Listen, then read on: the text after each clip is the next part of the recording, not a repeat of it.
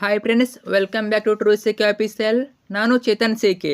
ಇಲ್ಲಿ ನೀವೆಲ್ಲರೂ ಕೂಡ ಇವಾಗ CET ಮ್ಯಾಥ್ಸ್ ಎಕ್ಸಾಮ್ ಬರೆದಾದ್ಮೇಲೆ ನೀವೆಲ್ಲರೂ ಕೂಡ ಹುಡುಕೋದೊಂದು ಏನಂದರೆ CET ಮ್ಯಾಥ್ಸು ಕೀ ಆನ್ಸರು.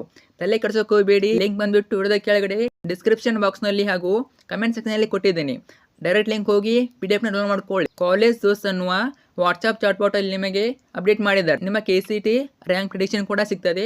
ಒಂದ್ಸಲ ಚೆಕ್ ಮಾಡಿ. ವಿಡಿಯೋದ ಕೆಳಗಡೆ ಲಿಂಕ್ ಅನ್ನು ಕೊಟ್ಟಿರುತ್ತೇನೆ. ಮತ್ತೆ ನಿಮಗೆಲ್ಲರೂ ಕೂಡ ಗೊತ್ತಾಗಿರುತ್ತೆ PUC ಎಕ್ಸಾಮ್ ಹಾಗೂ KCET ಎಕ್ಸಾಮ್ ಏನು ವ್ಯತ್ಯಾಸ ಅಂತ. ಮತ್ತೆ ತುಂಬಾ ಜನ ಕೇಳ್ತಾನೆ ಇದ್ದೀರಾ, ಏನಂತ ಅಂದ್ರೆ ಫಿಸಿಕ್ಸ್ ಅಲ್ಲಿ 15 ಬಂದಿದೆ, 30 ಬಂದಿದೆ, 45 ಬಂದಿದೆ. ಇವಾಗ ನನಗೆ ಒಳ್ಳೆ ರ್ಯಾಂಕಿಂಗ್ ಬರುತ್ತಾ ಇಲ್ವಾ ಅಂತ ಕೇಳ್ತಾ ಇದ್ದಾರೆ. ಇಲ್ಲಿ ಫಸ್ಟ್ ನಿಮಗೆ ಗೊತ್ತಿರಬೇಕಾಗಿರೋದು ಏನಂದ್ರೆ ರ್ಯಾಂಕಿಂಗ್ ಯಾವ ರೀತಿ ಅನೌನ್ಸ್ ಮಾಡ್ತಾರೆ ಅನ್ನೋದು.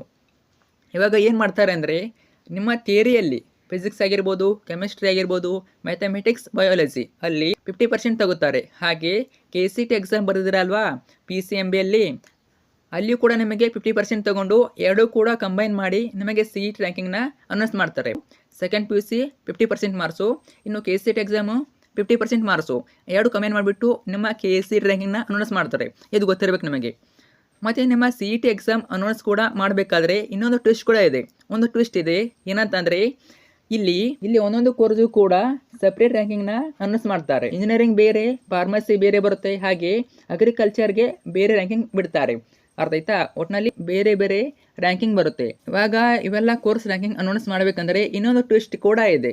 ಏನಂತಂದರೆ PCMB 4 ಸಬ್ಜೆಕ್ಟ್ನ ಮಾರ್ಕ್ಸನ್ನು ಕಂಬೈನ್ ಮಾಡಿ ಎಲ್ಲ ಕೋರ್ಸ್ಗೆ ರ್ಯಾಂಕಿಂಗ್ನ ಅನೌನ್ಸ್ ಮಾಡೋದಿಲ್ಲ. ಹೌದು, ಫಾರ್ ಎಕ್ಸಾಂಪಲ್ ಹೇಳ್ತೀನಿ ನೋಡಿ.